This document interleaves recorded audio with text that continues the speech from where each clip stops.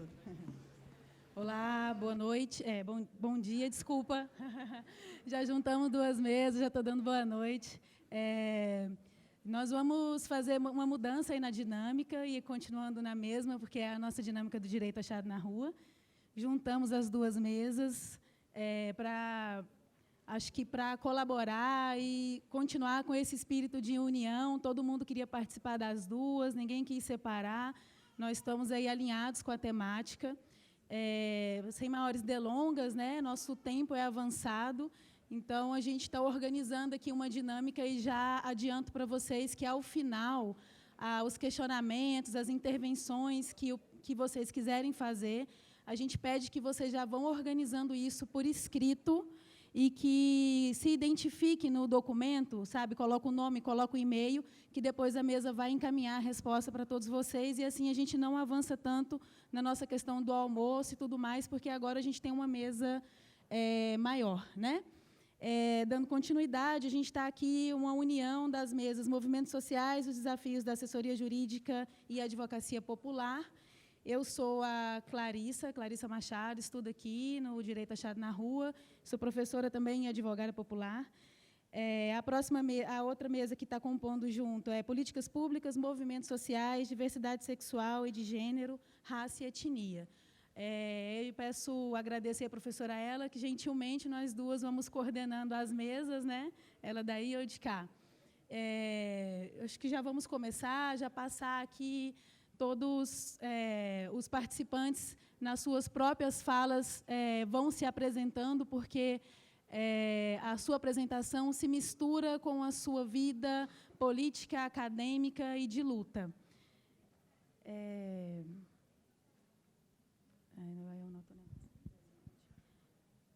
Combinei com...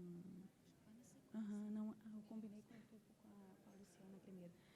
Eu vou passar a palavra para a professora Luciana Pivato, do Terra de Direitos, coordenadora do Terra de Direitos, para dar início à nossa mesa.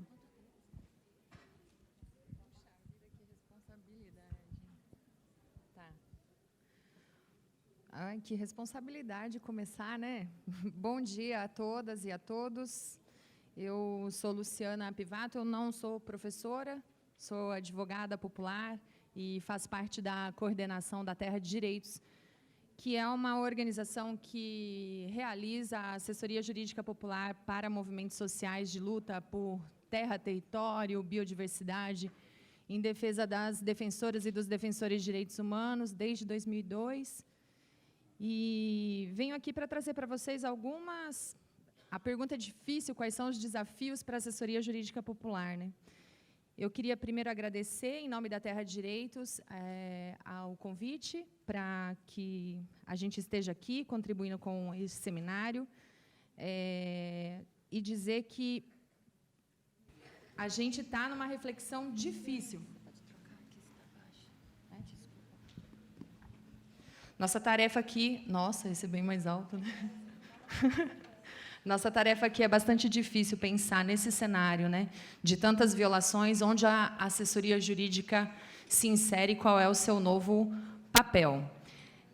E como que a gente atualiza as nossas estratégias e pensa como fortalecer o nosso próprio campo.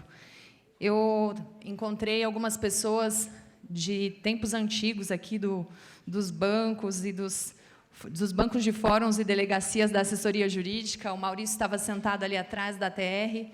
Foi uma alegria assim, encontrá-lo. E a gente conversava que talvez um dos primeiros recados que a gente precisaria deixar aqui é fazer a nossa própria autocrítica, nossa, do campo das organizações e dos movimentos, e também do campo da universidade, da academia, sobre o tempo em que a gente se distanciou da formação e da preparação de pessoas para o exercício da assessoria jurídica popular. O que eu quero dizer com isso? Acho que a gente experimentou um momento muito rico de preparação de novos quadros para os bancos acadêmicos, de preparação de novos quadros para um processo de incidência, mas a gente está enfrentando um dilema bastante grande de termos novas jovens e homens e mulheres no exercício da advocacia popular propriamente dito. O que eu quero falar disso é que a demanda está insuportável nos territórios e nós precisamos dar conta do tamanho do desafio que é preparar essa juventude. Nós temos, esse ano, por exemplo, novos 40 e poucos formandos da turma do Pronera, lá do Paraná.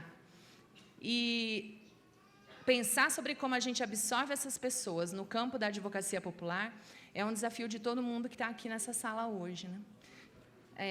Bom, mas olhando para o cenário geral, a gente tem falado que tem pelo menos 3 questões que a advocacia popular se insere e tem um papel específico. Uma primeira delas, mais voltada num grande bloco que a gente chama de resistência, o papel da advocacia popular na resistência, tanto para a situação de aumento da violência, como no processo de recrudescimento da criminalização, como no processo de desmonte das políticas, das estruturas dos estados e das perdas do direito. Aqui, gente, a advocacia popular também precisa se reinventar. Nós que nascemos lá no tempo da RENAP, né? Lá no Paraná, tínhamos, por exemplo, estratégias bastante definidas, espaços de formação, momentos em que a gente pensava todo um processo de como fazer a luta no enfrentamento da criminalização. Os advogados e advogadas populares aqui no Brasil conquistaram jurisprudência importante nesse tema, né? Como, por exemplo, lá atrás, quando a STJ declarou que o movimento dos trabalhadores sem terra, fazer parte dele, não era um crime. E hoje a gente está diante de outros temas, de uma arguição diferente e que a advocacia popular ainda não tem uma estratégia pronta sobre como, nesse cenário todo esfacelado, pensar novidades, pensar outras formas de encarar os desafios que estão colocados. O que a gente vai fazer para enfrentar o aumento dos casos, por exemplo, de arguição da lei de organizações criminosas na vida dos movimentos sociais? Nós não temos ainda uma construção, nem mesmo na narrativa, na doutrina e na jurisprudência sobre como realizar esse enfrentamento. Nós, quando estamos falando de perdas de direitos, tínhamos também questões como, por exemplo, como que a gente poderia sustentar numa ação de reintegração de posse os direitos humanos das pessoas que ocupavam aquele território, né? Hoje nós estamos vivendo uma outra realidade. No Paraná, a direção do MST colocou para nós na semana passada, temos pelo menos 70 áreas de ocupação no estado, todas elas com reintegrações de posse deferidas. Na última semana, nós experimentamos uma enorme violação. O despejo, né, professor Marés, do acampamento do companheiro 7º Garibaldi, lá na região de Querência do Norte, palco de gravíssimas violências no final dos anos 80 e início dos anos 90 e também no início dos anos 2000, em que o Tribunal de Justiça, depois de muita luta da advocacia popular, conseguiu deferir uma decisão suspendendo a ordem de despejo e a polícia apenas desconsiderou a ordem do presidente do Tribunal de Justiça do Paraná e realizou o despejo das 50 famílias que estavam acampando naquele local. Então, como é que a gente vai falar de direitos humanos em reintegrações de posse, enfrentar a trincheira do judiciário, que não é nossa, que não é nosso lugar, alcançar uma jurisprudência favorável no meio de um ambiente totalmente desfavorável para nós e ainda lidar com o fato de que as instituições, nem mesmo quando afirmam algum tipo de direito, têm suas decisões respeitadas, né? Acho que a gente está chamado a um desafio, Paulo. Nós falávamos sobre isso esses dias em uma das reuniões sobre o cenário de desterritorialização dos movimentos, em que a gente precisa reinventar a nossa capacidade de fazer o litígio. Eu costumo falar nos momentos em que sou convidada para trazer as reflexões do lugar onde eu atuo, de que nós saímos de uma terra de direitos que surge para enfrentar um cenário de criminalização e violência, depois ousa pensar um litígio estratégico para afirmar direitos humanos e agora é convocada de novo a lidar com um processo de criminalização e violência, porém, num momento de total desfazimento dos espaços do Estado que minimamente dialogavam e faziam essa mediação conosco, né? Então, a sensação também, quando a gente olha para... Eu fui para o Encontro Nacional da RENAP esse ano, é que, às vezes, dá uma sensação de que a gente está começando do zero. E acho que a gente precisa superar também esse diagnóstico. Nós não estamos começando do zero. Nós precisamos retomar nossas práticas de formação jurídica para o exercício da advocacia popular, né? E, com isso, não é uma crítica à formação mais acadêmica que se faz, né? A preparação dos jovens para seguir na vida acadêmica, acredito eu que são muitos, né, os resultados positivos que a gente alcançou nesse último período.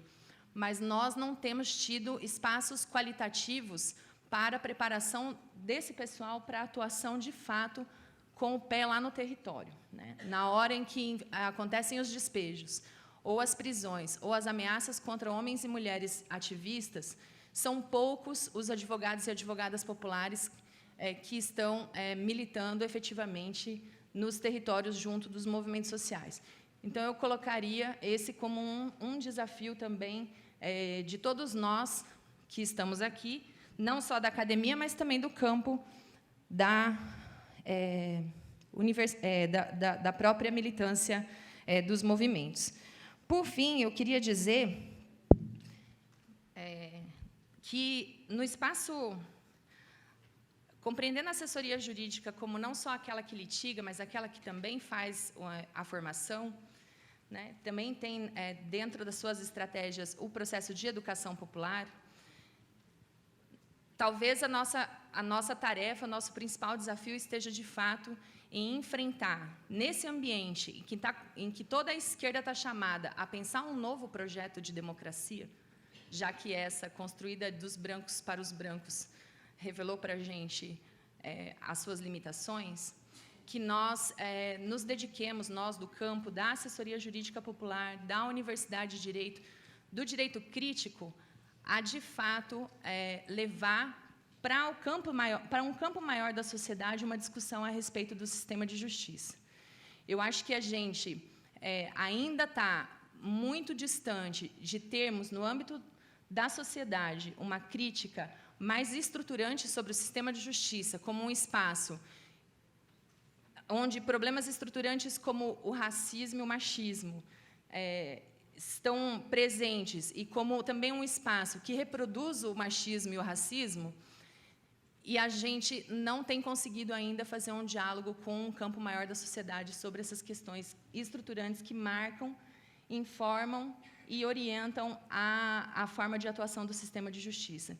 Então, nós temos visto, felizmente, né, Tuco, depois de muito tempo falar de democratização do sistema de justiça, que se ampliaram muito os seminários, os debates sobre que modelo de justiça nós queremos. Mas eu acho que a gente tem que perguntar que modelo de justiça quem queremos, né? Nós precisamos começar a conversar, nós precisamos começar a conversar com a sociedade, com o povo, para saber que tipo de justiça o povo quer, e não que tipo de justiça os juristas querem, os juristas de esquerda querem, né? Porque eu acho que a gente tem alguns palpites, mas a gente não tem nenhum tipo de modelo construído. Então, aqui, como advogadas e advogados populares, ou pessoas ligadas ao pensamento crítico do direito, acho que é nossa tarefa contar para o povo como que esse sistema de justiça funciona, contar como ele está estruturado, e também chamar as pessoas a ajudarem a gente a fazer uma reflexão mais profunda sobre os problemas que marcam esses espaços do Estado, e tentarmos construir um modelo de justiça diferente. Acho que, se na tarefa toda de reconstrução que a gente precisa fazer, o João Pedro Stede, ele falava no encontro dos amigos do MST dessa semana, né, chamando a esquerda à responsabilidade de construir uma nova democracia, né, da esquerda parar para pensar um novo projeto para o país. E acho que a gente, do campo do direito, poderia se ocupar dessa tarefa de fazer a reflexão sobre o espaço da justiça. Então, é isso. Meu tempo acabou. Obrigada novamente pelo convite.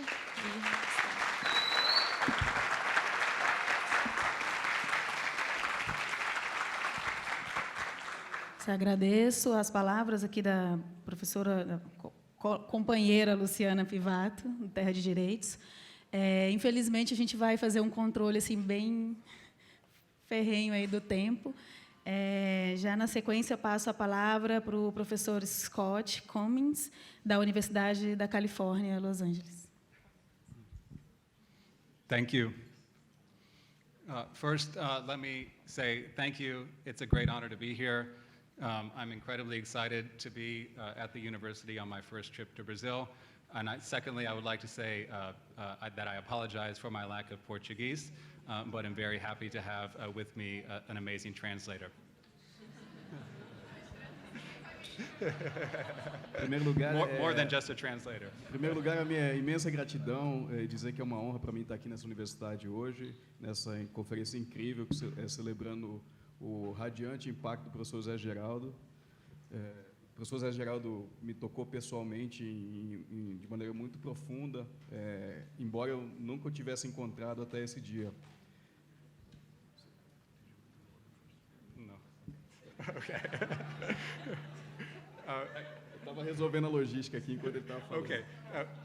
Let me just say that, again, thank you to Professor José Geraldo for the incredible Então leadership. ele não tinha dito isso, é isso? Então tá bom, então eu já antecipei. Okay, my plan for the remarks is to do three things.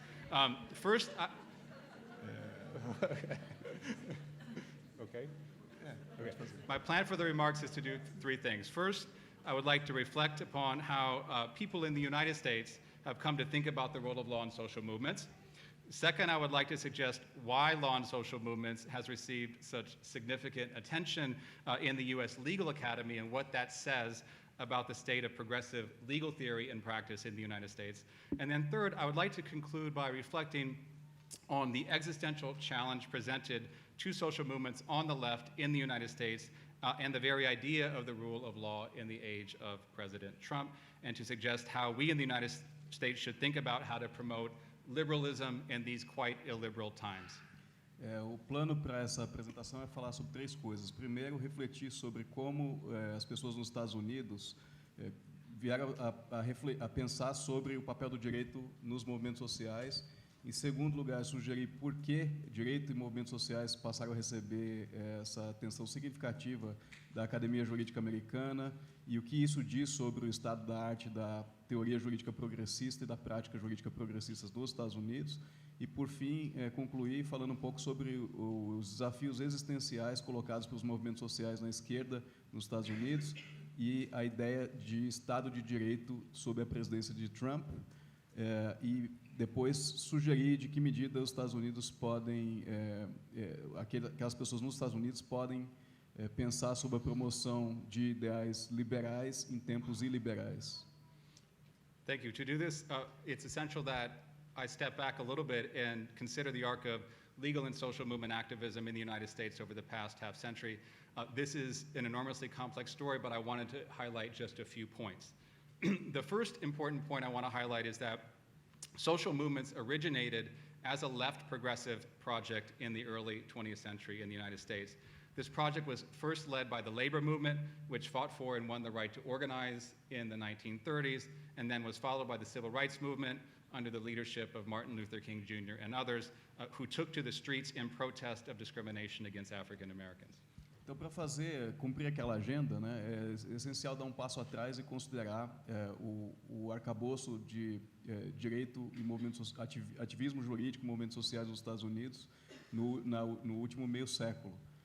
Isso é, obviamente, uma tarefa imensamente complexa, mas tem alguns pontos que eu gostaria de destacar. O primeiro é que os movimentos sociais se originaram como parte de um projeto político de esquerda e progressista no começo do século XX, projeto esse que foi liderado inicialmente pelo movimento trabalhista, né, de direito do trabalho, né, no mundo do trabalho, onde houve uma luta e se conseguiu conquistar o direito de se organizar em sindicatos nos anos 30, e após isso o movimento de direitos civis liderado por Martin Luther King, que tomou as ruas para protestar contra a discriminação contra afro-americanos. The second point I want to emphasize is that each of these movements made profound impacts on the law, although by very, very different means. The labor movement avoided courts, which were quite hostile to economic rights claims at the time, and instead used its organizing power to build political power that resulted in federal laws codifying the right of unions to bargain collectively. In contrast, the civil rights movement, as a minority movement of African Americans, could not wield political power in the conventional sense, and accordingly, beginning in the 1940s, civil rights lawyers mobilized in court, reshaping the content of equal protection law and bringing down the edifice of legalized segregation in the United States in the most celebrated case in U.S. history, which is Brown versus Board of Education. Bom, em segundo lugar, cada desses movimentos provocou impacto muito profundo no direito, embora por diferentes meios. O movimento do trabalho evitava os tribunais, entendendo que os tribunais eram hostis a ações que buscavam efetivar ou alcançar direitos econômicos, e ao invés de ir para os tribunais, eles se organizaram politicamente e disso conseguiram provocar mudanças legislativas, notadamente o direito de negociação coletiva. Ao contrário disso, o movimento pelos direitos civis, como era um movimento de minorias, de afro-americanos, não conseguia ter influência no sistema político. Então, utilizou a mobilização do direito e conseguiu algumas mudanças importantes, sobretudo no caso Brown versus Board of Education. This is a critical juncture in American history that I want to stress. The civil rights turned to courts to protect minority rights generally, in the case of Brown in particular, caused two crises of American democracy, one related to the role of courts and the other related to the role of lawyers. The crisis of courts was famously called the counter-majoritarian problem, that while the legitimacy of American democracy required that courts sometimes override democratic majorities to ensure equal justice, as in the civil rights case, this had to be done on the basis of clear constitutional principles, or else courts would be empowered to simply substitute their own judgments and political vision for the will of the people.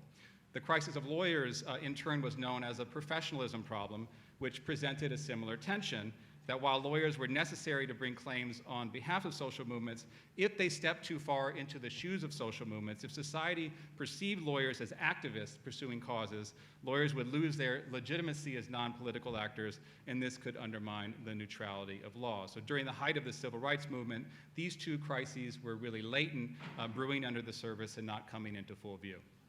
E aí, então, nesse momento em que o movimento de direitos civis mobiliza os tribunais, há uma disjunção crítica, né? A busca dos tribunais para proteger direitos das minorias, sobretudo no caso Brown, provocou duas crises na democracia americana, uma relacionada ao papel dos tribunais e a outra ao papel dos advogados. A crise dos tribunais se foi referida como o problema do contra-majoritário, né?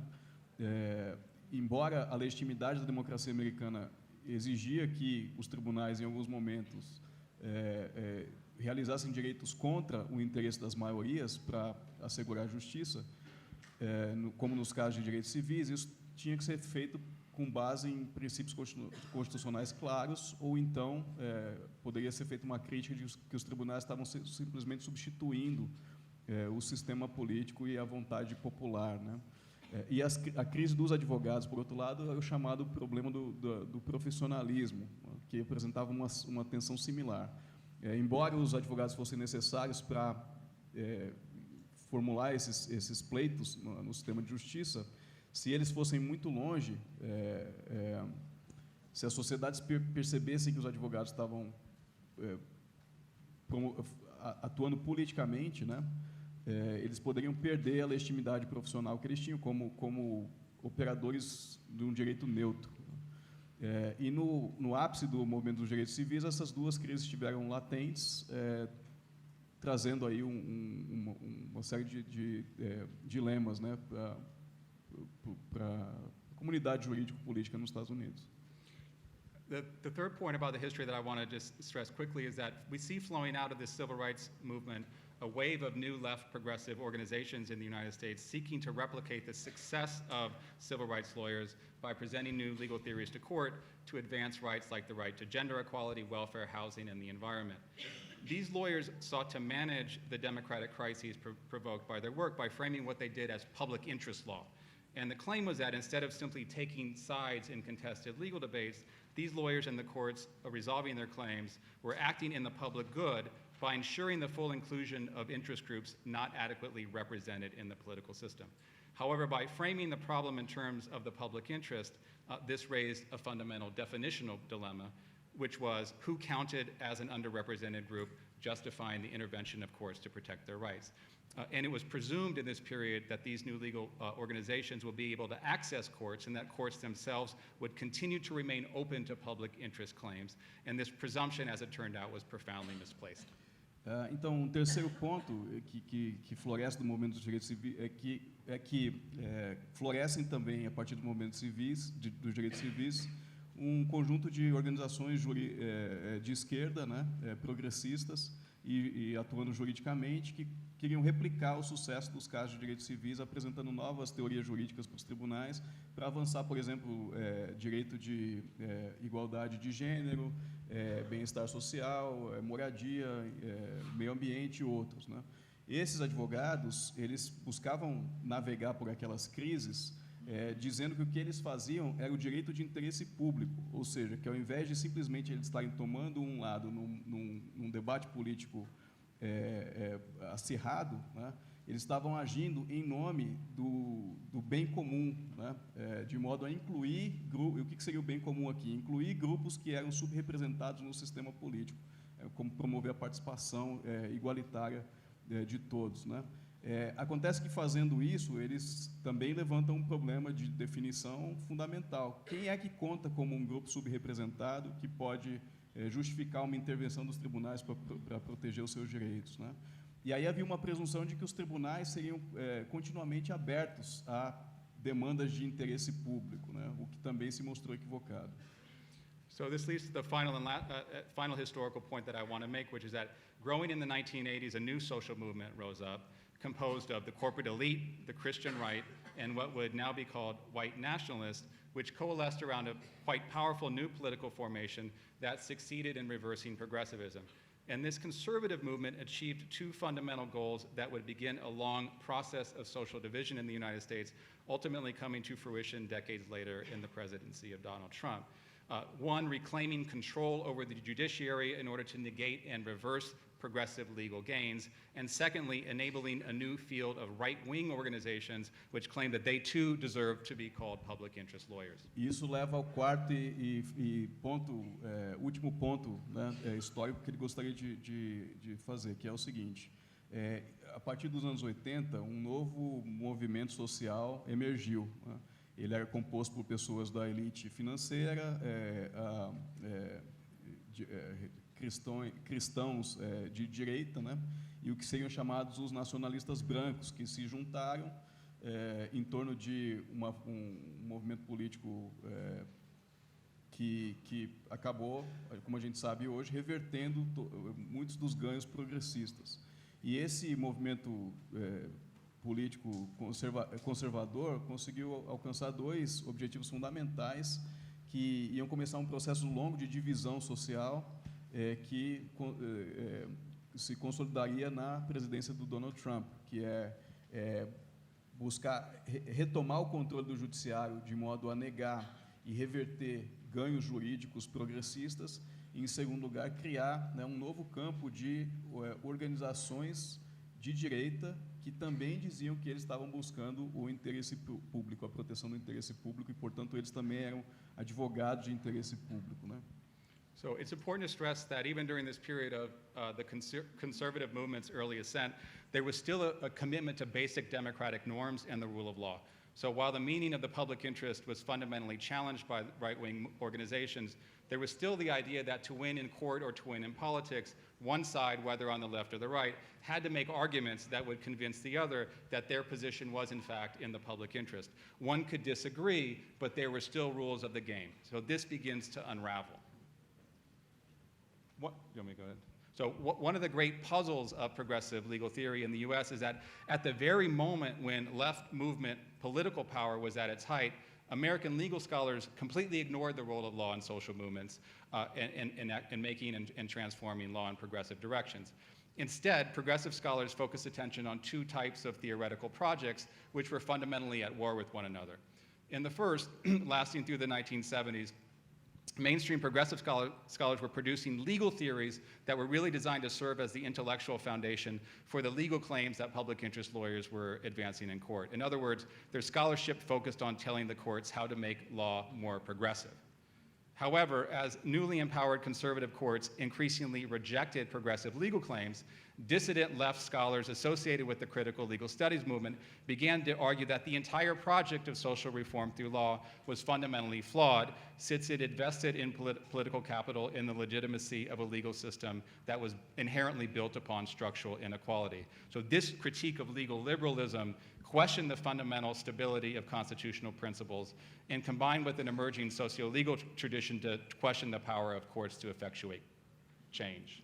É importante destacar que mesmo na ascensão do movimento conservador ainda existia um compromisso com as regras do jogo, quer dizer, ou não importa se a esquerda ou a direita estão ganhando, ainda existia ali um conjunto de regras do jogo que eram respeitadas, né? Um dos grandes quebra-cabeças aí, né, da teoria jurídica progressista nos Estados Unidos é que no momento em que os movimentos sociais estavam emergindo, os progressistas, né, a academia jurídica ignorava completamente esses movimentos sociais. Então, o que existia na academia jurídica eram dois projetos teóricos, um em guerra com o outro. O primeiro era de desenvolver argumentos que permitiriam a ampliação dos direitos, né, que, no fundo, era dizer para os tribunais qual era o caminho para que eles pudessem produzir decisões progressistas. E, por outro lado, na medida em que os tribunais começaram a não necessariamente produzir decisões progressistas, houve um grupo de dissidentes de esquerda que fundaram os Critical Legal Studies, que a gente escuta falar aqui, que, no fundo, promoviam uma crítica do direito e diziam que o direito realmente, né, só serve para produzir, né, está fundamentalmente ligado à reprodução da desigualdade. So it was at this moment that the tide turned forcefully against legal liberalism, which was attacked on the right by conservatives as democratically illegitimate, the crisis that I referred to earlier, and on the left by radicals as legitimizing the status quo. These attacks coalesced into two critical ideas that have powerfully shaped the legacy of progressive legal mobilization in the United States. The first centered on the risk of public interest representation, the idea that lawyers in courts, by claiming to speak for the poor and other disadvantaged groups, ultimately did more harm than good by advancing their own elitist visions of social change, disempowering those groups, and disabling social action. The second critique centered on the political limits of law, pulling together the critical legal studies and socio-legal arguments that say, at best, law was too weak of an instrument of social change, and at worst, it really undermined movements it aimed to help. E é nesse momento, então, que a onda se volta contra o chamado legalismo liberal, né, que, por um lado, ele está sendo atacado pelos conservadores como carente de legitimidade democrática, e, por outro lado, ele é atacado pela esquerda como uma forma de legitimação do status quo. Então, esses dois ataques, né, giram em torno de duas ideias críticas que afetam, né, de maneira muito poderosa o legado da mobilização jurídica progressista nos Estados Unidos. A primeira é o risco da representação do interesse público, a ideia de que advogados e tribunais, né, na medida em que falam pelos pobres e oprimidos, fazem mais mal do que bem, avançando a sua própria visão elitista de mudança social e desempoderando esses grupos, né, e negando a eles a possibilidade de ação. E, em segundo lugar, uma crítica dos limites políticos do direito, que junta os Critical Legal Studies e alguns estudos de sociologia jurídica, que mostram que o direito, na melhor das hipóteses, é um instrumento muito fraco de mudança social e, na pior das hipóteses, ele mina, né, a capacidade de ação dos movimentos que ele diria ou intencionaria representar. E isso provoca, no fundo, um backlash conservador.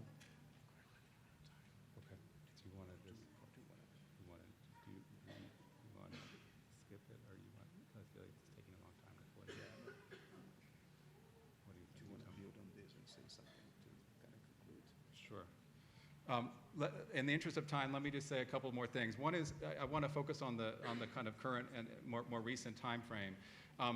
As the conflicts that I described kind of came to the fore, in the early part of the 2000s, right before the Obama administration, a few changes occurred within social movement practice that had really profound effects over time. One is that these old social movements that went into decline because of political resistance really started to experience a resurgence, particularly the labor movement and the civil rights movement. We also started to see new movements come to the fore around immigrant rights and LGBT rights that really started to use law in a quite sophisticated way in order to advance their claims.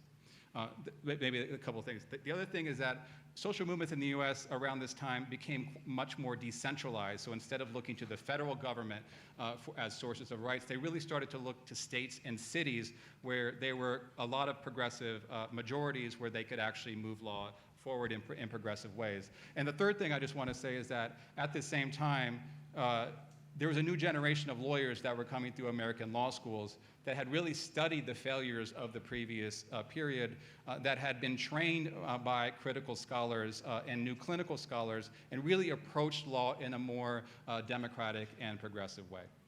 Então, só para encurtar a apresentação e falar um pouco dos dias atuais, tem três coisas importantes que acontecem, né? Primeiro é que alguns daqueles antigos movimentos sociais, sobretudo no mundo do trabalho e direitos civis, eles começam a se reconstruir, enquanto novos movimentos como de direitos de imigrantes e LGBT começam a emergir.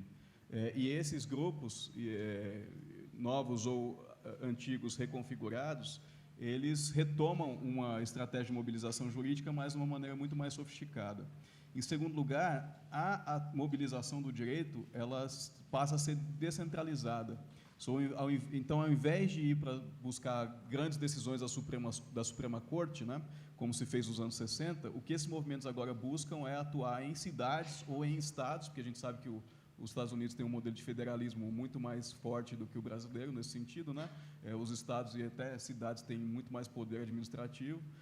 Então, eles buscam atuar mais localmente e aí começam a provocar algumas ondas de mudança em lugares como Los Angeles, Nova York ou São Francisco. Em terceiro lugar, e isso eu acho também é muito importante para a nossa discussão, é que há uma nova geração de advogados que aprendeu com os erros do passado e que hoje desenvolve uma atuação que é muito mais democrática, né, muito mais vinculada aos movimentos sociais, muito mais horizontal em relação aos movimentos sociais e que, portanto, contribui para a criação do que possivelmente seria um novo momento.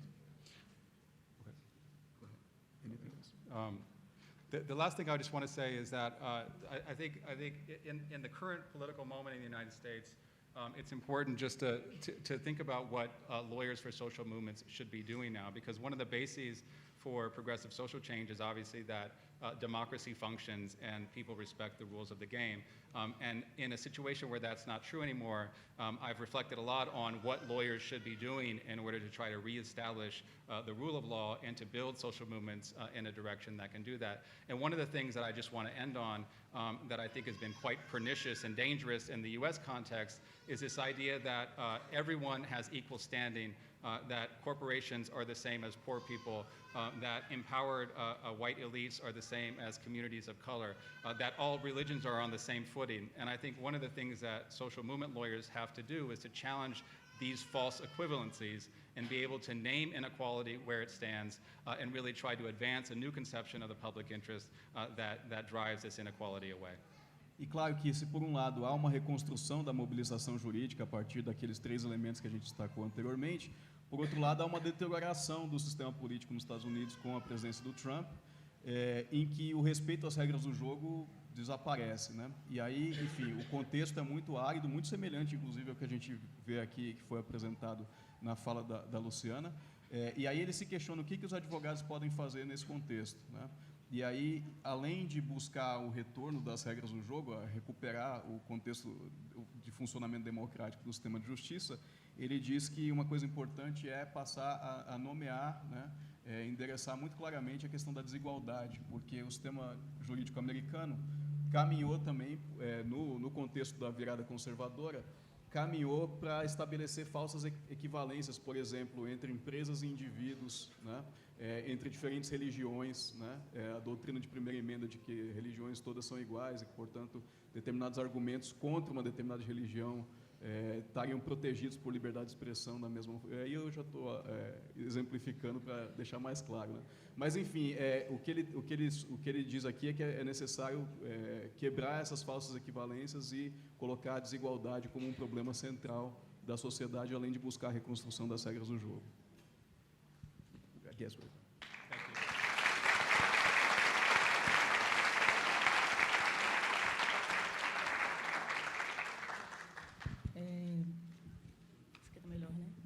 Obrigada, professor. Obrigada também ao professor Fábio pela tradução e pelo exemplo, os exemplos, né, que a gente percebeu aí que estava recheado já de exemplo.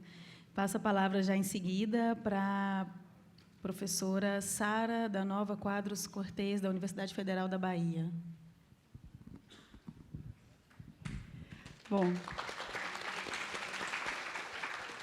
Bom dia a todos e a todas. Queria agradecer pelo convite à professora Adriana Lima, inicialmente, ao professor Zé Geraldo. Queria saudar todos os estudantes, em especial os que vieram de mais longe, do Norte e Nordeste, que eu sei que tiveram dificuldade de vir.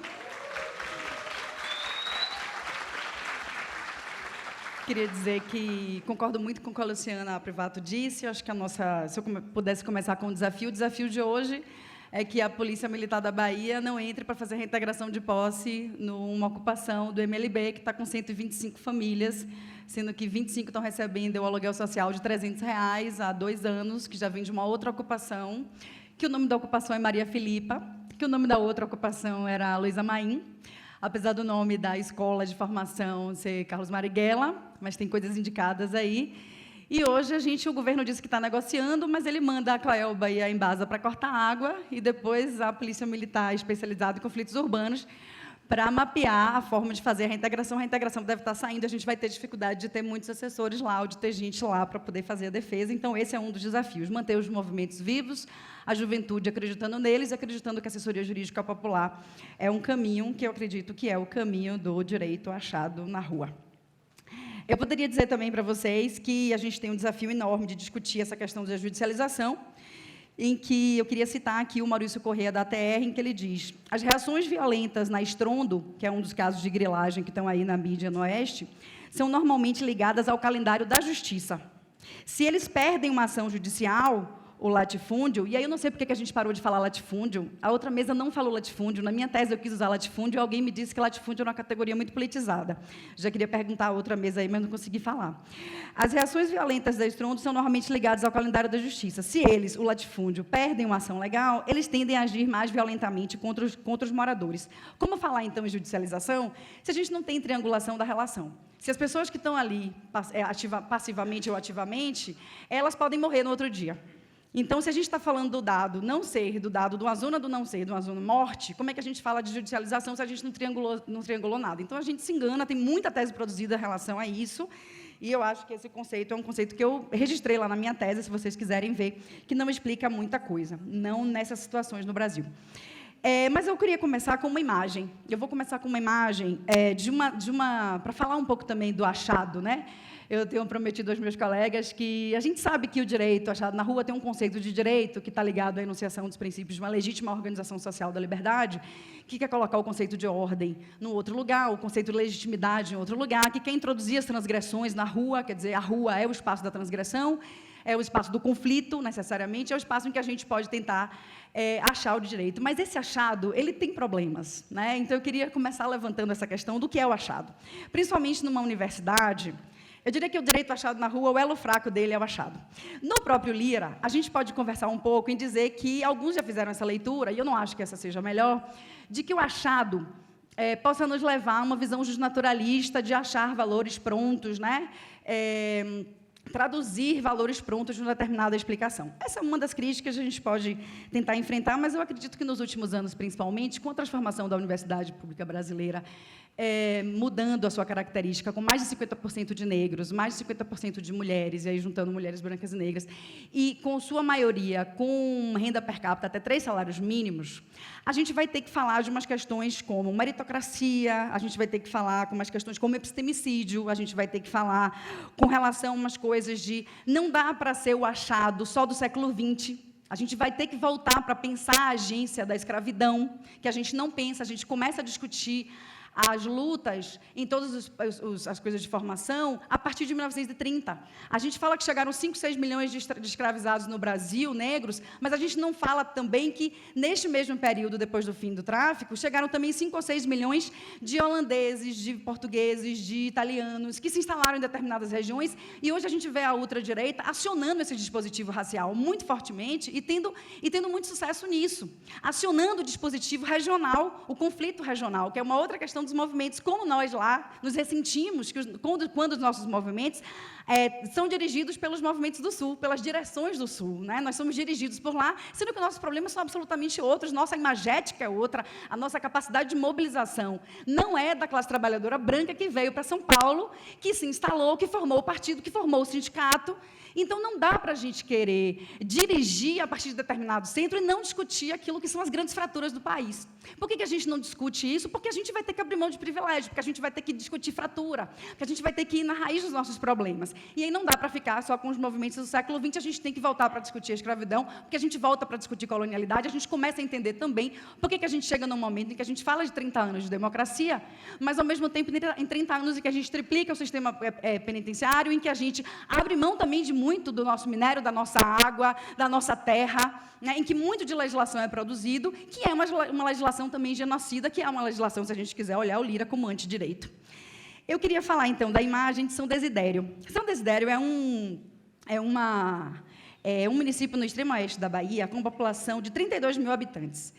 Ele está na posição de 2% dos municípios mais ricos, ok? Porque ele produz muita fibra e produz grãos. 30% da população vive com menos de R$70 per capita por família, de modo que o progresso não chegou em São Desidério, o saneamento básico não chegou em São Desidério. Estava eu numa banca de mestrado discutindo saneamento básico para São Desidério, o direito ao saneamento básico como um direito fundamental, e um professor chega e diz, mas veja só, tudo tem seu tempo. Como assim vocês querem a última tecnologia de saneamento básico para um município tão pequeno, rural, e uma comunidade tão pequena? Assim como as mulheres sufragistas, palavras dele, assim como as mulheres sufragistas, em 1890, não tinham as condições para voto, não deveriam ter votado porque os seus maridos é que eles diziam quem deveria votar, também não é o tempo de chegar ao saneamento básico das últimas tecnologias em São Desidério. Então, isso me traz uma imagem, numa banca de mestrado na universidade, em que é uma imagem sobre o merecimento. O que cada um merece? Que é uma discussão para a gente fazer sobre mérito, que é o debate ideológico, né? O primeiro desafio é o desafio ideológico.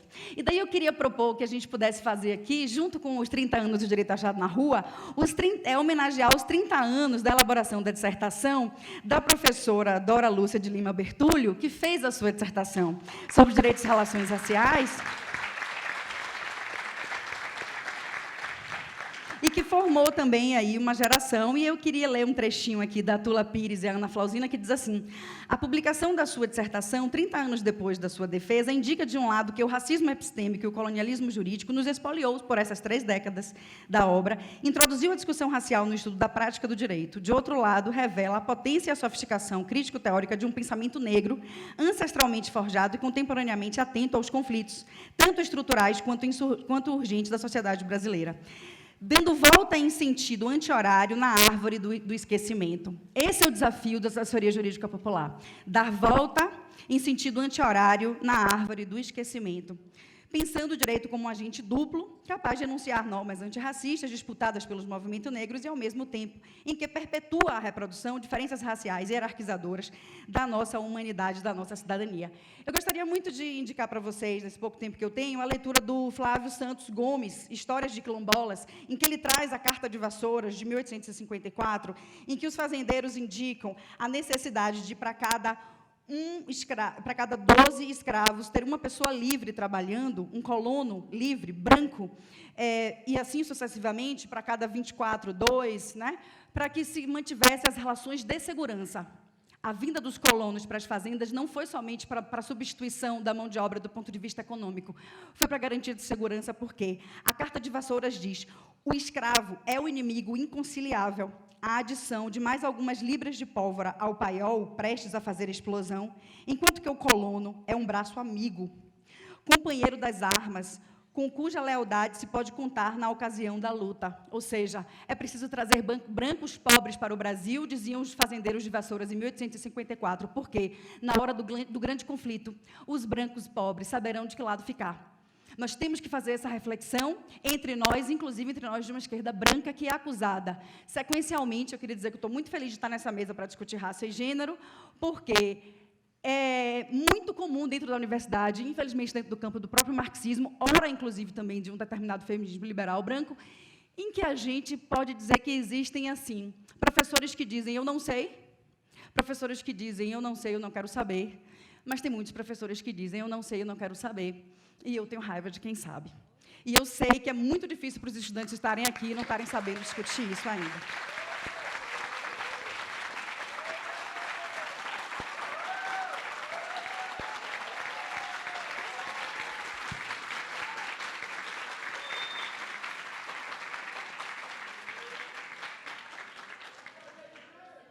Eu vou terminar, porque meu tempo acabou, com um trechinho para discutir, professor, em homenagem ao seu diálogo com o Lira sobre liberdade. E esse trechinho vai dizer, um trechinho da professora Maria Sueli Rodrigues, que é professora do Piauí, em que ela diz assim, argumentam que no conceito ocidental, a antítese da escravidão é a liberdade. Significa autonomia e falta de restrições sociais. Entretanto, na maioria das sociedades africanas, a liberdade não está em afastar-se numa autonomia sem sentido e perigosa de um poder, um apego que ocorria dentro de um arcabouço hierárquico bem definido.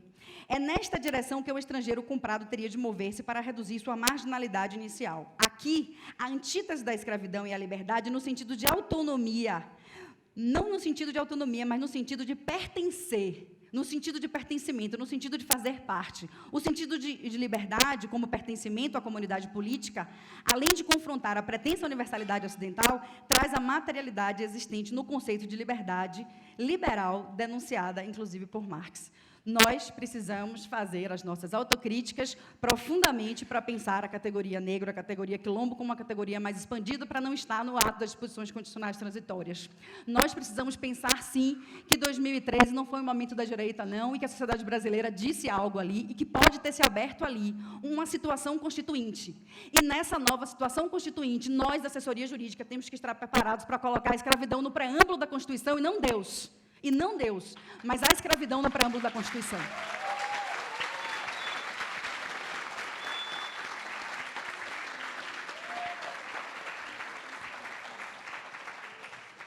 E com isso eu termino dizendo que, desde que estive aqui, me sinto mais livre, porque consegui estar com pertencimento ao direito achado na rua, e a responder a uma pergunta que não me deixam de fazer. Você já saiu para estudar? Você já foi para fora? E eu pergunto para as mesmas pessoas, você já foi para dentro?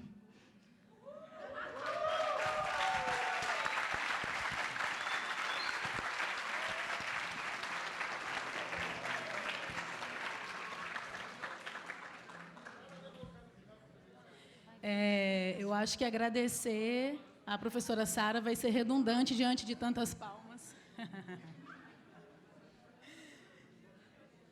Então, assim, deixo o meu agradecimento e a minha contemplação com as palavras da professora Sara, com o ensinamento da professora Sara, representado pelas palmas do auditório, e passo a palavra para o nosso colega Paulo Freire, advogado do Movimento das Trabalhadoras e Trabalhadores Rurais Sem Terra.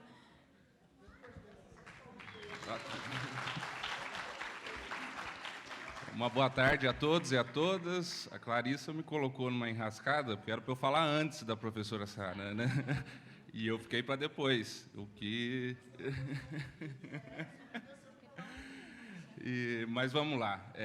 Movimentos sociais e os desafios da assessoria jurídica e advocacia popular. Bom, a minha origem na advocacia popular se inicia no próprio movimento estudantil, depois na própria militância no movimento dos trabalhadores rurais sem terra, e de uns tempos para cá com dedicação exclusiva à advocacia nos tribunais superiores, em defesa do movimento dos trabalhadores rurais sem terra, especialmente na pauta criminal, né, no direito penal. Mas eu vou me socorrer nosso grande filósofo Karl Marx, de dois conceitos que ele trabalha no âmbito da filosofia, que é a essência e a aparência, no âmbito da reforma agrária, no âmbito do modo de produção capitalista, e como essa dicotomia entre essência e aparência, ou essa falsa dicotomia entre essência e aparência, se dá no debate da reforma agrária. E qual é a essência, por último, então, qual é a essência da advocacia popular e da assessoria jurídica a movimentos sociais? Bom, no âmbito da reforma agrária, eu ainda utilizo o conceito de latifúndio, inclusive no âmbito do agronegócio, que é um latifúndio melhorado do ponto de vista do capital e piorado do ponto de vista social, político e econômico. Mas a reforma agrária, para a gente tentar encurtar um pouco, a reforma agrária foi, durante um bom tempo, uma bandeira do modo de produção capitalista. Foi, durante um bom tempo, uma bandeira de setores da burguesia. A reforma agrária tinha um sentido de implementação, de levar o desenvolvimento capitalista para o campo, para industrializar o campo brasileiro, para criar mercado interno para os produtos industriais brasileiros e, dessa forma, promover o desenvolvimento do modo de produção capitalista. Obviamente que, nos setores da esquerda, se trabalhava isso como uma etapa, um passo necessário para a superação futura do modo de produção capitalista, num processo de transição socialista. Então, essa era a dita aparência da reforma agrária. Era isso que setores, inclusive da burguesia, sustentavam no âmbito da reforma agrária. Mas, na prática, essencialmente falando, isso não se implementou, isso não ocorreu. O latifúndio, a ideia inicial da reforma agrária era superar o latifúndio e promover o desenvolvimento capitalista no campo. Mas, na essência, não era isso. Tanto é que nunca foi implementado. A essência, em real, qual era a essência do projeto para o campo brasileiro? E continua sendo exploração, superexploração da força de trabalho, escravização, inclusive, produção voltada de commodity, de uma única cultura, monocultura, voltada para o abastecimento do mercado internacional, para o abastecimento das grandes potências do modo de produção capitalista. Devastação predatória do meio ambiente, produção de cana, se deixar produzir cana até dentro de rio, se tiver tecnologia para tanto. Então, uma produção extremamente devastatória, de desrespeito ao meio ambiente. Então, essa é a essência do modelo de produção para o campo.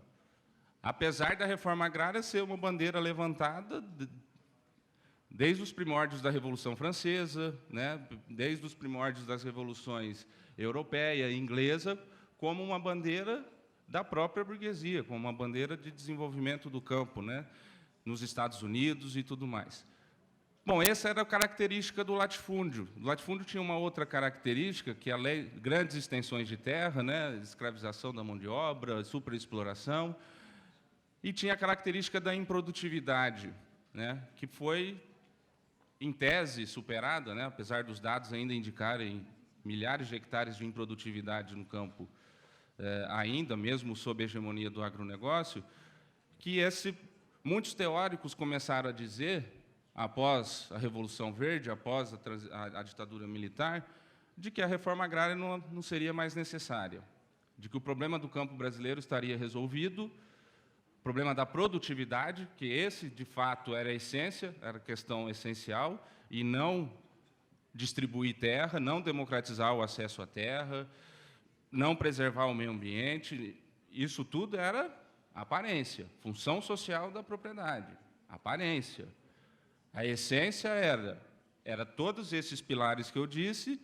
Agora, com a ditadura, que é a chamada Revolução Verde, aumenta o índice de produtividade no campo com o aumento da devastação ambiental, com a exploração ainda maior da força de trabalho, com a concentração ainda maior de terra e de riqueza no campo, e com a expansão da produção de commodities para abastecer o mercado internacional. Essa é a essência. O agronegócio é um latifúndio socialmente, ambientalmente piorado. Do ponto de vista da produtividade, aí nós podemos dizer, talvez, que seja um latifúndio melhorado, mas do ponto de vista social, ambiental, todos os outros pontos de vista, o agronegócio manteve todos os pilares. E qual é a aparência do agronegócio? Nós produzimos para acabar com a fome no mundo. Essa é a aparência. E nós sabemos que o que se produz de alimento no mundo é o suficiente para abastecer 3 planetas Terra. E que quase 60% da população no mundo ganha menos de $2 por dia. Então, o problema do acesso à alimentação não me parece um problema de produção e nem de distribuição. Me parece um problema do modo de produção capitalista que não garante o acesso, que remunera pessimamente as pessoas que não têm meios de comprar alimentos. Temos problema de desperdício, temos todos esses problemas. Mas a produção, nível de produção de alimentos seria o suficiente. E sabemos também que a produção de alimentos vem da agricultura familiar, vem também do pequeno produtor. Mas essa é a essência, ao mesmo tempo em que a aparência é dizer que precisamos produzir mais, precisamos de mais veneno, precisamos de maior exploração de mão de obra, produzir mais para abastecer o mercado internacional. Eu venho de uma região, Ribeirão Preto, que é a chamada capital da produção sucroalcooleira brasileira, E lá os usineiros têm 2 opções: ou produzir álcool, etanol, ou produzir açúcar. E qual é o critério que ele utiliza para escolher entre um e outro? Não é a necessidade de açúcar no mundo. É o preço da commodity petróleo e o preço da commodity açúcar na Bolsa de Valores. É isso que vai levá-lo a escolher aquilo que ele vai processar. Se ele vai processar cana para álcool, ele precisa saber do preço da gasolina, ou se ele vai processar cana para açúcar, ele precisa saber do preço do açúcar na Bolsa de Valores de Nova York. É isso que vai... Então, essa é a essência do agronegócio. Como eu disse, é o latifúndio aprofundado às suas contradições.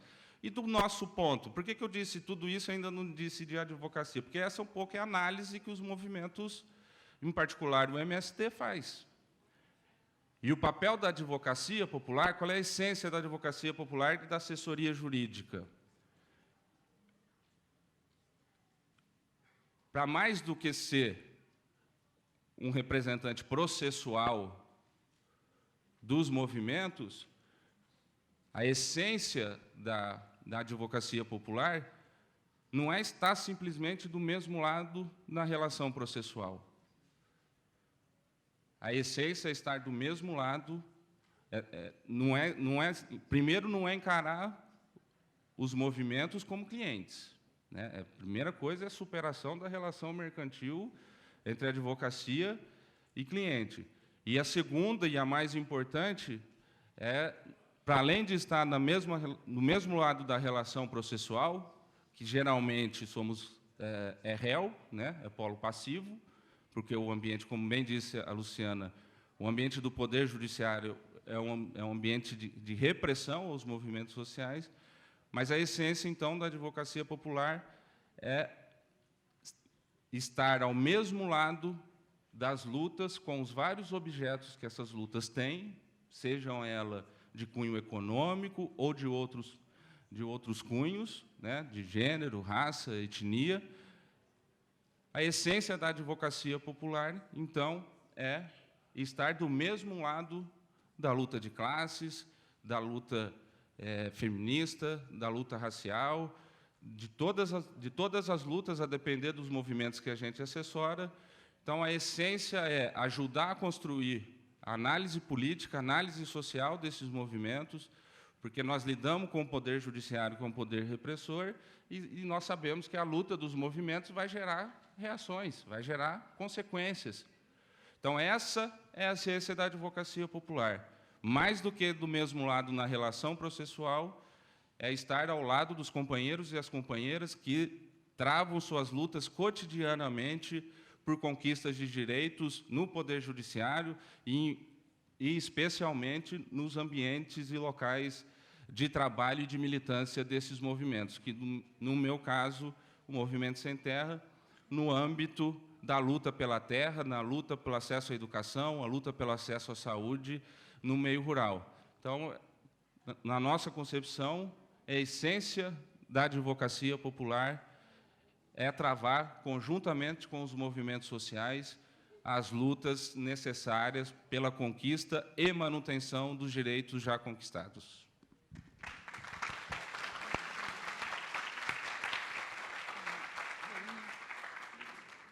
Só agradeço as palavras aqui do nosso companheiro Paulo Freire. Ainda, já na sequência, passo a palavra para o professor Davi, Davi Sanches Rubio, que está na mesa das políticas públicas, movimentos sociais, diversidade sexual e de gênero, raça e etnia. Boa tarde a todos e a todas. Alegría por compartilhar a todos os membros da mesa. José Geraldo, Nair, Tuco, Isis, Sinara. Muito obrigado, Eduardo. Também alegria por reencontrar com gente que adoro, quero e respeito muito. Marés, o próprio Jesus Antônio, Maria José, Casimiro, etc, etc. Eu estou um pouco intimidado. Eu acho que o tempo constreñido expresa un poco cuál es el concepto de derechos humanos que normalmente usamos, que es una camisa de fuerza que no nos permite confrontar la separación y la línea abisal entre lo que se dice y lo que se hace. A ver cómo eu posso falar, estoy intimidado también porque no voy a falar tan rápido como Sara, eu voy a divagar para que logren entender. 7 hipótesis de trabalho ou ideas. Primera, Occidente, la cultura occidental, eu falo como de eurodescentrado, que ten una sensibilidad latinoamericocentrada, mas não latinoamericanocéntrica. La cultura occidental ten un modo de clasificar, ordenar, jerarquizar la realidad desde el par superior-inferior, por razones de raza, género, edade, clase, capacidad ou, como você falam, deficiencia física, psíquica, etcétera, etcétera, etcétera. Lo hace interseccionalmente o heterárquicamente desde una lógica de dominación. Existen los ganadores y existen los perdedores. Una cultura excludente, no includente. Segunda hipótesis. El modo como entendemos los derechos humanos y en el contexto de la cultura occidental se mueve en un discurso de inclusiones abstractas, pero un territorio de exclusiones concretas y particulares. No tienen la capacidad de enfrentar esa estructura desigual y asimétrica que es la base del modo como la cultura occidental genera el derecho, las normas, la economía, etcétera, etcétera, etcétera. Tenemos un ejemplo muy claro en la Revolución de 1789 francesa. Esa jerarquía y asimetría desigual es intracultural, más la incrementa extraculturalmente cuando se encuentra con otras culturas. Los ejemplos son los siguientes. Olimpia de Gouges, 1791, exige los derechos de la mujer y la ciudadana. Resultado, se la decapita, fuera la cabeza. 1797, François Babeuf reivindica los derechos de la clase trabajadora con el Manifiesto de los Iguales. Resultado, se la asesina. Simultáneamente a la Revolución Francesa, existe otra revolución que normalmente no se ensina, la Revolución Haitiana, entre 1791 y 1804, cuyo resultado hoy en día es que Haití es de los países más pobres y que debió pagar la deuda por su independencia y por confrontar el régimen de esclavitud hasta 1948-49. Tercera hipótesis de trabajo. El modo, el concepto, como entendemos los derechos humanos, es estreito, reducido y no tiene capacidad de enfrentar esa desigualdad que eu falei anteriormente. Si analizamos cuántas sentencias de la Corte Interamericana, de los Tribunales Supremos de Justicia, de los Tribunales Constitucionales son efectivas y favorables para las clases excluidas, victimizadas, etcétera, etcétera, es un 1% de garantía frente a un 99% de violaciones. Existe un concepto excesivamente estatalista, formalista, positivista, burocrático, normativista, posviolatorio, punitivo, sancionador, que se mueve más en el dicer y en la teoría y que no se mueve en la praxis y en el facer desde un otro concepto previolatorio que se centra en las luchas sociales, que garantiza no solo desde un punto de vista estatal, sino también no estatal, y desde un paradigma de pluralismo jurídico. Cuarta hipótesis de trabajo. La cultura occidental, además de clasificar desigual, heterárquica e interseccionalmente la realidad, expresó un miedo permanente histórico a lo popular. El povo es sinónimo de caos, de peligro, de salvaje, desorden, miedo, inmadurez, etcétera, etcétera, etcétera. Y lo percibimos también en todos los procesos revolucionarios. Cuando nos encontramos y analizamos la revolución francesa, mexicana, rusa, inglesa, los procesos de independencia de Estados Unidos, etcétera, etcétera, aparece un termidor que no solo se reduce a la Revolución Francesa. Aparece una élite, una oligarquía que detenta el control del poder popular y se convierte en el único criterio de verdad como ortodoxia no cuestionable. Idea de Frank Hinckelhammer y no mía. Quinta hipótesis de trabajo. Arturo Sampay, constitucionalista argentino, uno de los ideólogos de la Constitución de 1949, social argentina, fala de que en el origen, América Latina o como se llamara, se caracterizaba por una constitución primigenia y originaria que era la multiculturalidad, la pluralidad de formas de vida que nosotros denominamos indígenas.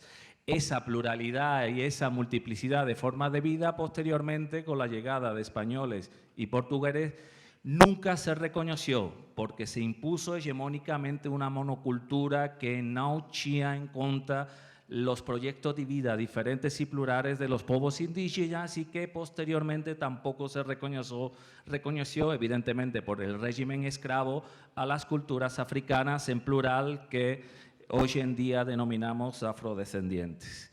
Sexta hipótesis de trabajo. El modo como entendemos la historia es desde la perspectiva hegeliana, lineal, progresista o progresiva, que reconoce que existe una cultura que marca la pauta, el ritmo de cómo entender la humanidad, que es la cultura occidental.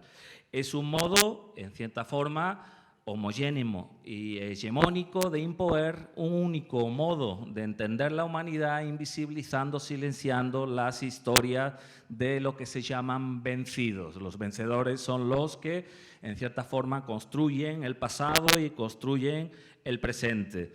En ese sentido, lo que hay que intentar, en la línea de Walter Benjamin, el propio Jesús Antonio de la Torre Rangel, Reyes Mate, Ignacio Yacurría, Enrique Dussel, propio Federico Maré, etcétera, etcétera, de recuperar esas historias no solo de los vencidos, sino de los oprimidos que ainda no son vencidos. Es una manera de confrontar esa bandera expresiva de Brasil que tiene dos palabras de orden y progreso. Ese orden y progreso que expresa la cultura cientificista de quien se halla superior a los demás y que en cierta forma no reconoce los criterios de dignidad humana en función de la raza, en función del sexo, género, etcétera, etcétera, etcétera. La cultura de la blanquitud es la hegeliana, que justifica siempre dar boas razones para matar, blanqueando la sangre vermella que derrama y que es producto de su idea de entender la ciencia, la modernidad y el progreso. Los actores principales que conquistaron América Latina eran cuatro: los comerciantes, los frades con la igreja, militares y científicos. Só tem que refletir si esos actores tienen una lógica de horizontalidades y reconocimientos mutuos o una lógica de jerarquía, de egoísmo, de clasificar la realidad entre superior e inferior. Última hipótesis de trabajo, que yo acho que es la fundamental. Hoy en día tenemos que confrontar la línea fluctuante del totalitarismo que predomina en todas las parcelas de nuestras vidas, que es el totalitarismo del mercado. Un totalitarismo del mercado que mercantiliza todas las parcelas de nuestra convivencia, de nuestra mente, de nuestra alma, de nuestro cuerpo, y que tiene a la fuerza militar y la tecnociencia como brazos armados y ejecutores, y que tiene como aliado a los estados. Si no desenvolvemos otras maneras de sociabilidad más horizontales, solidarias, que defiendan la inapropiabilidad de los bienes con los que satisfacer nuestras necesidades, no vamos a conseguir muchas cosas. Algunos logros sí, pero pequeñinos. Desde lo común, el buen vivir interculturalmente, de los derechos subunhumanos, desde un otro modo de entender una realidad que no sea insolidaria, egoísta, vaidosa, y que el único criterio es una propiedad privada de avariciosos, codiciosos, y desde un individualismo egoísta y evidentemente fragmentador. Muy obrigado.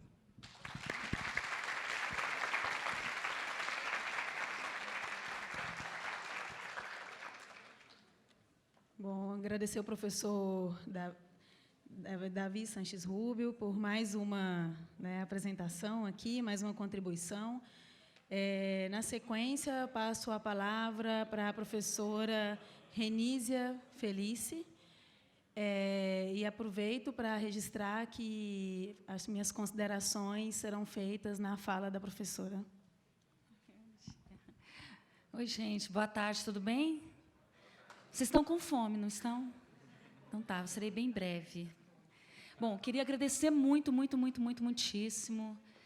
ao professor José Geraldo, Sinara, professora Nair Bicalho, o professor Alexandre Bernardino, que está presente, pelo convite para estar aqui nessa mesa, até porque também eu faço parte da nossa mesa, da nossa linha, que eu sou do Programa de Direitos Humanos, Políticas Públicas, Movimentos Sociais, Diversidade Sexual e de Gênero, Raça e Etnia. É sempre muito complexo estar falando nessa universidade. É sempre muito complexo. Porque nós temos várias identidades e vários atravessamentos. De uma pessoa que foi periférica, não sou mais, mas continuo sendo uma mulher negra na universidade, e que não recusei o meu pertencimento e a minha identidade negra. E aí, estar nesse projeto que é de extrema importância, fazendo 30 anos de Direito Achado na Rua, professor Zé Geraldo, e nesse curso, que nesses 10 anos da UNB, eu percebo que a Faculdade de Direito ela tem sido muito diferente. Isso é bom. Mas ela tem sido muito igual também. Faz parte da UNB. Então, estar falando aqui, eu poderia estar falando no meu lugar de investigadora, ponto final. Coisa que eu nunca faço, mas eu poderia. Estar trazendo os meus referenciais teóricos, como que eu trabalho com políticas públicas, trabalhando na perspectiva não das políticas públicas, mas da ação pública, trabalhando os outros conceitos que nós estamos acionando agora, que é de transversalidade, interseccionalidade de gênero, raça e classe, geração, território, para pensar outras possibilidades de dialogar com os e as demandatários de políticas públicas. Eu poderia estar fazendo essa fala aqui, mas eu não vou fazer essa fala aqui. Tá? O que eu preparei rapidamente para vocês tem a ver com um texto que a gente publicou agora, eu e a Lorena. A Lorena é uma mestranda do Direito na Universidade de Pernambuco e acabou de passar no doutorado aqui no Direito. Então, nós nos aproximamos rapidamente, nós já publicamos um texto, e acabou que a gente está construindo um outro texto. Então, eu vou trazer aqui para vocês 2 perguntas que têm a ver com o 20 de novembro, que foi dia 20, mas é hoje também, é amanhã também, foi ontem, e vai ser daqui, eu acho que 50, 100 anos no Brasil. 2 perguntas. O que é consciência negra para a comunidade da Universidade de Brasília? Eu vou considerar que todos e todas que aqui estão são pessoas que são da Universidade de Brasília. O que é consciência negra para esse público que aqui está? E quanto vale a vida de um negro e de uma negra para vocês? São 2 perguntas que eu vou fazer.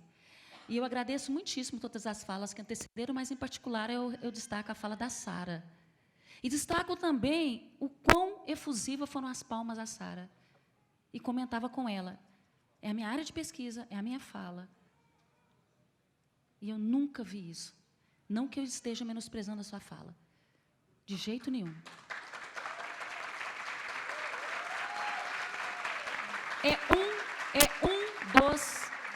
É um dos atravessamentos que se tem por insistir em ser uma professora negra, mulher negra, e eu falo, sim, de gênero e raça. Com rigor teórico metodológico, engajada, sim. Comprometida com transformações do Brasil, sim. Então, a praxis, que eu pergunto para esse público que aqui está, é uma praxis para fora ou é uma praxis para dentro? Porque todos e todas que aqui estamos fomos atravessados por essa educação branca, elitizada e eurocentrada. Certamente, você identifica na população branca uma zona de conforto muito mais endurecida e difícil de abalar. Mas você também, infelizmente, encontra pessoas negras neste país que estão também matando os seus irmãos negros. E também não estão se aproximando tanto dos nossos irmãos indígenas. Mas, obviamente, as camadas da cebola para a população branca são muito mais difíceis de serem extraídas do que para a população negra. Porque mesmo uma pessoa negra que não tenha debatido sobre o seu lugar, a maioria estão em condições de vulnerabilidade, mesmo que ela não tenha tido na sua educação formal, básica, superior, um professor e uma professora que vai ajudá-la a desconstruir esses processos, porque nós também temos que fazer formação de formadores de professores, tanto na UNB quanto na educação básica. Mesmo que essa pessoa não tenha ouvido falar sobre educação das relações raciais, sobre África, sobre Brasil, sobre quilombolas, sobre o nosso ser e estar neste país, quando ela começa a ouvir, ela percebe as mazelas e as tragédias que é ser negro e negra neste país. Então, é muito mais fácil conversar com as pessoas negras dessa universidade. E por isso que eu estou tão junto e misturada com os estudantes cotistas dessa universidade. Eu trabalho com políticas afirmativas na UNB. É minha área de pesquisa, no ensino superior. E na educação básica também, mas você não pode, Renê, você tem que escolher ou superior ou inferior. Não, eu não, ou superior ou educação inferior, entre aspas, educação básica. Eu falei, não, eu trabalho com educação básica, implementação da 10639, História da África e Cultura Afro-Brasileira, e trabalho também com políticas afirmativas. Desculpa as casinhas, mas elas vão ter que ficar para lá. Porque se não for tu, é tu mesmo. Eu acho que é um pouco isso. Trabalhamos para caramba. Então, é pensar um pouco. A relação entre história do Brasil, relações sociais e políticas públicas, parece que não está clara neste país. E ela não está clara por vários motivos. Ou melhor, ela é muito... Por quê? Há muitas lacunas, muitas invisibilidades, há uma representação que não é problematizada sobre a pouca capacidade dos coitados que foram esquecidas. As políticas afirmativas ainda são lidas como sendo assistencialismo.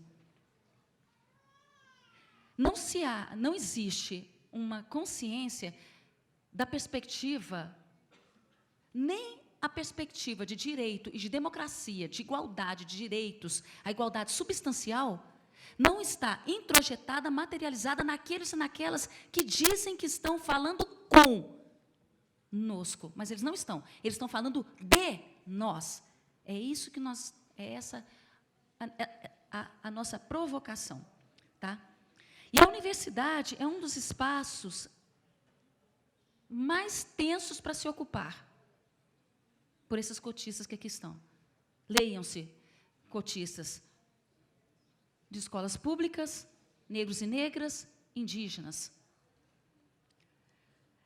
A minha fala, então, aborda 3 pontos. Essa invisibilidade e resistência negra na história do Brasil, para falar um pouco dessas várias presenças que não estão nos livros de história, no livro didático. Você ainda continua vendo as mesmas imagens do Debré, você ainda continua vendo a chibata, você, às vezes, é um turbante do Ilhaê, aparece lá no meio, às vezes aparece um turbante. A revolta dos malês, mascates, Berkman, nenhuma das revoltas no Brasil foram pensadas a partir da participação negra. Todas as conquistas neste país e na história deste país, ela é registrada a partir do ponto de vista, seja no Brasil colônia do colonizador, seja no Brasil império também, e hoje, né, também o que nós vemos é um registro ainda de uma história do Brasil muito embranquecida. Renício, o que você está falando? Eu estou falando que quando você vai falar de Paulo Sérgio Pinheiro, já falei sobre isso, quando você vai fazer historiadores importantes do país, Boris Fausto, Maria Célia Paoli, Margarete Rago, são pessoas conhecidas do campo da história. Os movimentos sociais são movimentos, o movimento operário é um movimento operário que fala a partir da fábrica, a partir de classe. Tudo que é explicado no Brasil, toda a história do Brasil, dos conflitos que foram anunciados aqui, são feitos a partir da classe. Nada se fala sobre a imprensa negra da década de 30, nada se fala da Frente Negra Brasileira, nada se fala do Teatro Experimental do Negro, nada se fala de pessoas como a Qualtume, a avó de Zumbi dos Palmares, nem nada se fala de Tia Simô, militante abolicionista, líder da greve dos jangadeiros, que se deu no Ceará no século XIX, Teresa de Benguela, líder quilombola, que se tornou rainha do quilombo do Piolho no século XVIII, resistiu à escravidão por 2 décadas, Zeferina, trazida ainda criança para Salvador, que fundou o quilombo do Urubu para proteger seu povo da escravidão. Nada se fala também de figuras como Alta Maria de Souza, tida por Luiz Câmara Cascudo como a maior poetisa mística do Brasil. Nada se fala sobre Carolina Maria de Jesus, que já no início do século XX torna-se uma das mais importantes escritoras negras autodidatas do país, pelo livro Carolina de Jesus, que escreveu Quarto de Despejo. Nada se fala também de Lélia Gonzalez, um pouco mais agora, a colega trouxe, Luísa Bairros, Sueli Carneiro, Jurema Werneck. Foi sugerido que o nome do auditório do CEAM, do Centro de Estudos Avançados Multidisciplinares, fosse Sueli Carneiro. Ninguém resistiu, mas logo surgiram 2, 3 nomes de homens brancos novamente. Apenas uma pessoa fez a defesa. Estamos na UNB. Nada se fala também de homens como Luiz Gama, que conquistou judicialmente a própria liberdade, né? Jornalista e escritor negro que conquistou a própria liberdade. Ernesto Carneiro Ribeiro, médico e professor, linguista e educador brasileiro, pioneiro ao produzir uma gramática baseada na língua portuguesa. Nada se fala de Machado de Assis, André Rebouças, Juliano Moreira, como homens negros, homens negros referência neste país. Abdias do Nascimento, um dos grandes intelectuais reconhecidos nos Estados Unidos, que eu lembro que eu estava na SWAT em São Paulo, no Rio de Janeiro, em 2008. E quando Abdias entrou com a Elisa Larquinha, sua esposa, os norte-americanos, né, a SWAT é um evento norte-americano, eles ovacionaram Abdias do Nascimento. E o Brasil sequer sabia quem era Abdias, e até hoje sabe muito pouco. Tá? Então, são dessas invisibilidades que se constrói a nossa história do presente e os números da desigualdade. Eu não vou colocar aqueles números todos, que eu acredito que, mesmo pelo politicamente correto, as pessoas vão falar, não, eu sei que tem racismo. Todo mundo acha que acadêmico tem os números da desigualdade. O que eu vou problematizar um pouco, rapidamente, vou ter que pular, são esses 20 anos que nós temos da lei, quase 20 anos, né? Da implementação da 10.639, que alterou a LDB, que obriga o ensino de História da África e Cultura Afro-Brasileira, da 11.645, que obriga o ensino de História Indígena e também alterou o artigo 26A, da nossa Constituição Federal, de vários aparatos que nós temos, que dizem da necessidade de outras epistemologias. de outras epistemologias. Vou citar um filósofo negro, Renato Nogueira, que é o professor da Federal Rural do Rio de Janeiro, né, que o Renato vai colocar exatamente essa perspectiva, a necessidade dessa perspectiva que difunda múltiplas epistemologias e que enfrente o universalismo ocidental. Só isto será capaz de gerar outras representações e outras formas de se posicionar no mundo, como os colegas colocaram anteriormente. E, obviamente, eu estou dizendo do ponto de vista de uma acadêmica, porque eu estou falando com pessoas que estão no universo da academia. Então, muito mais do que falar para fora, eu estou conversando com pessoas que estão na universidade. Tá? Então, os números hoje mostram, vou citar só 3 elementos importantíssimos. Os analfabetos, 3,9% no PNAD de 2018, 3,9% de pessoas de 15 anos ou mais, de cor branca, eram analfabetas, para um universo de 9,1% de negros. Com mais de 60 anos, 10% das pessoas são analfabetas. As pretas e pardas chegam a 27%, 3 vezes mais. Por que eu trago esse número? Porque um dia eu cheguei, e eu estou muito... Primeiro, é claro, sou uma mulher negra em trânsito, né? Então, as pessoas... Eu tenho a cara das domésticas brasileiras. Então, as pessoas se sentem muita vontade para falar o que querem comigo. Você não sabe ler, não. Ou não sei o quê, né? Então, assim, é muito interessante estar nesses lugares. E eu cheguei ali onde era o Bendito Suco, na 413, e tem uns blocos que ficam no meio da quadra. E tinha um senhor negro, de cabelo branco, ele era porteiro, e de terno. E ele aparentava muita dignidade. E eu fiquei pensando, quando eu olhei aquele senhor, ele nem sabia o que passava na minha cabeça, né? Foi muito bem atendida. Eu fiquei pensando como eu ficaria feliz se os nossos jovens negros pudessem chegar a essa idade e ser respeitados pelos seus cabelos brancos. Mesmo que ele fosse um porteiro, espero que não. Também tem uma luta de classe, mas tem uma luta que antecede, que é a questão racial. Eu estou aqui, não sou pobre, mas eu sou negra. Em qualquer lugar que eu vá, só se eu carregar o meu diploma de pós-doutorado pendurado no pescoço. Eu não vou fazer isso. Porque quando eu começo a falar, me perguntam assim, o que você fala isso mesmo? O que você faz? Você fala muito bem. E eu estou dizendo que isso acontece aqui dentro dessa universidade também. Jornalistas que vêm fazer entrevista, você que é a Renise. Então, assim, não sou só eu. Para dizer para vocês que os nossos jovens, eles não estão conseguindo chegar na idade do respeito dos cabelos brancos, porque eles estão sendo mortos.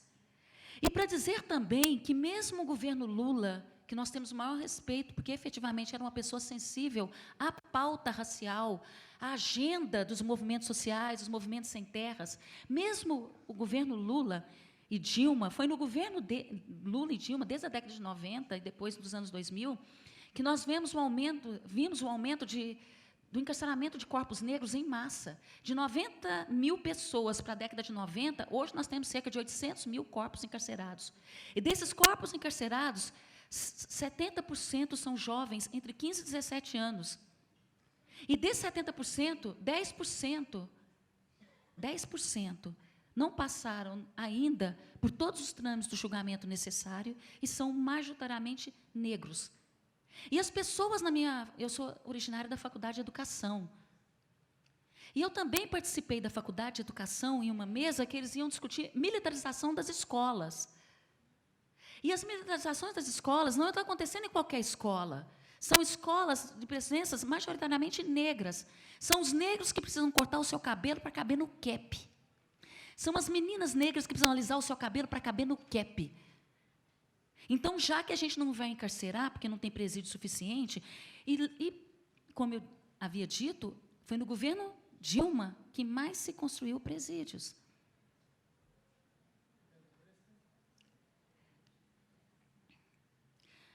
Então, falava-se da militarização como uma forma de agressão. Obviamente que é.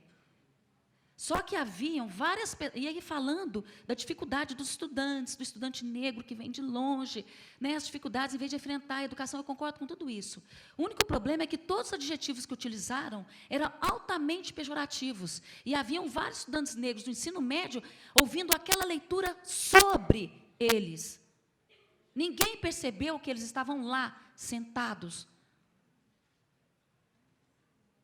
Muitas vezes eu sou convidada para fazer a cota das negras. Não tem problema, eu vou. Até porque meu compromisso é com os de dentro, mas é muito com os de fora. E ainda bem que os de dentro estão chegando. Então, o que a gente precisa pensar é que há um racismo estrutural e estruturante, tal como define Silvia Almeida. E isto revela o caráter, né, racializado, o marcador racial na classe, diante da intensa conflituosidade existente na luta pela equidade da população negra. Constatada onde? Na expoliação histórica que até os dias atuais reverberam em diversas legislações de recrudescimento do Estado penal. Eu não vou falar de prisão em segunda instância, não tenho tempo para falar sobre o pacote do Moro, não dá tempo de falar, não dá tempo de falar da ocupação das escolas como sendo forma de resistência e da invasão das terras indígenas como forma de genocídio. Não dá tempo de falar sobre isso.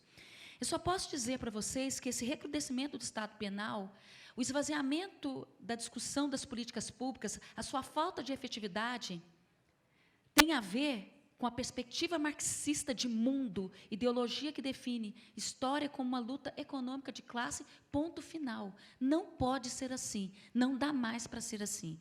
Quando a colega...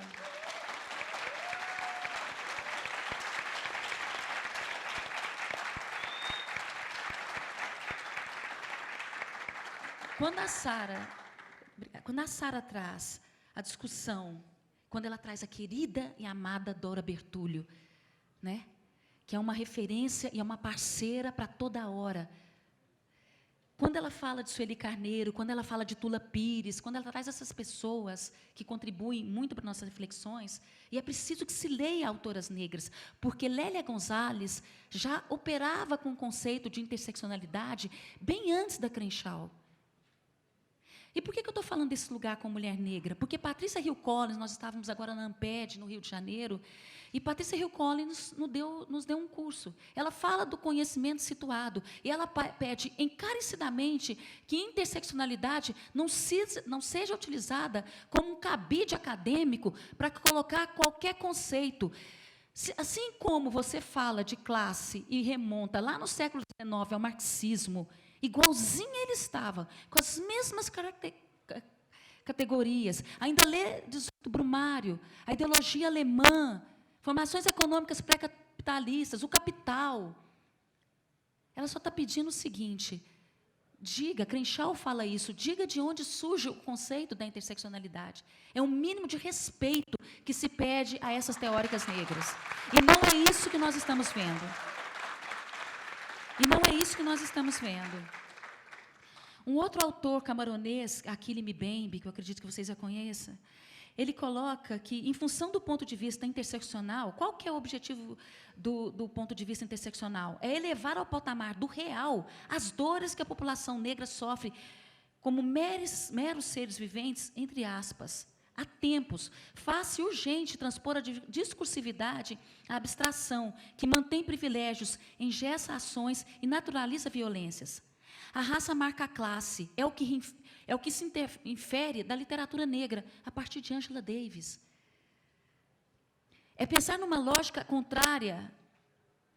E pensar numa lógica contrária é não se aprofundar nas problemáticas da visão colonizada ocidental do mundo, é não tensionar essa ideia de democracia racial no Brasil.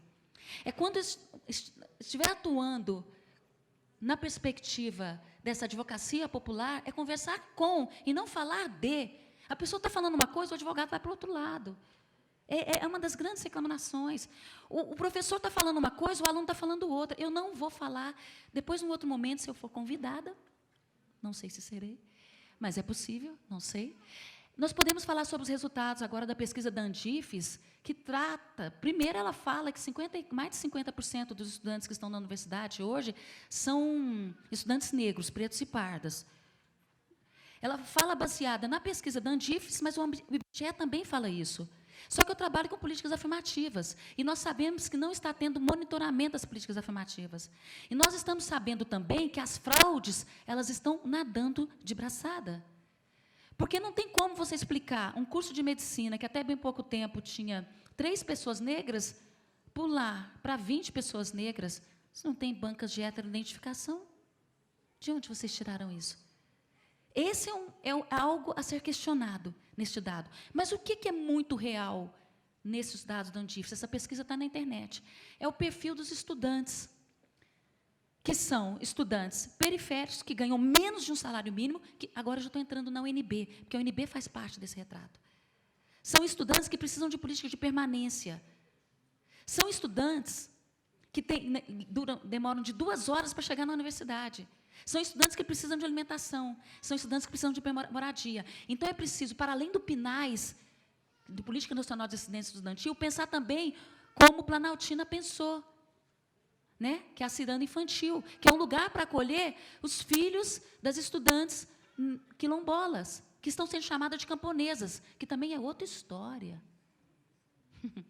Mas eu também não vou falar sobre isso, porque não dá tempo. Fechando, então, o negro na universidade.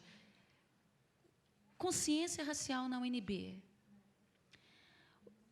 Nós temos um grupo de pesquisa que nós estamos tentando fazer essa discussão, que está comprometida com a transformação da situação atual e com a responsabilidade de pensar numa educação com rigor teórico-metodológico e comprometida com um futuro que tenha relações mais equânimes, com adultos mais conscientes de seu agir, críticos de suas atitudes e capazes de viverem na e em relação com pessoas singulares. Esses estudantes que chegaram. Dos 10 estudantes, um outro estudo, a gente acabou de fazer o políticas afirmativas e saúde mental na UNB. Nós acabamos de realizar esse com a Laís, com o Jaque, com os estudantes que aqui estão. Tá? Esse seminário aconteceu junto com o professor Joase. E a professora Inês Montanhês, lá da Ceilândia, trouxe o estudo que mostra que de 10 estudantes que se matam, 6 são negros. Então, agora, o que nós temos que pensar na universidade é o seguinte: além de ser morto por esse Estado genocida, por essa sociedade que os invisibiliza, ao chegar na universidade, estamos falando na universidade, as leituras que estão sendo feitas estão deixando esses estudantes mais sem lugar ainda. Mesmo quem fala sobre interseccionalidade, fala sobre, mas não acolhe as demandas desses estudantes. E a universidade também não. Então, uma perspectiva que nós estamos pensando como direitos humanos, e lutamos para isso como eixo dos direitos humanos, é pensar nas implicações dessa tríade: raça, classe, gênero, geração, numa perspectiva interseccional e transversal, como uma forma de compreensão das ações públicas em curso nos diferentes territórios. Tá? E pensar também estratégias de articular a prática da formação dessa universidade num contexto social e comunitário, em que nós façamos mais reuniões, em que nós nos escutemos mais, de fato, escutemos mais os nossos estudantes. Como educadora dessa instituição, né, em diálogo constante com os estudantes cotistas, negros, indígenas, eu acho que a UNB ainda segue falando de diversidade e não com a diversidade que aqui está. Eu estou aqui há 10 anos e eu falo isso por experiência própria. Eu agradeço muito a oportunidade de estar aqui conversando com vocês.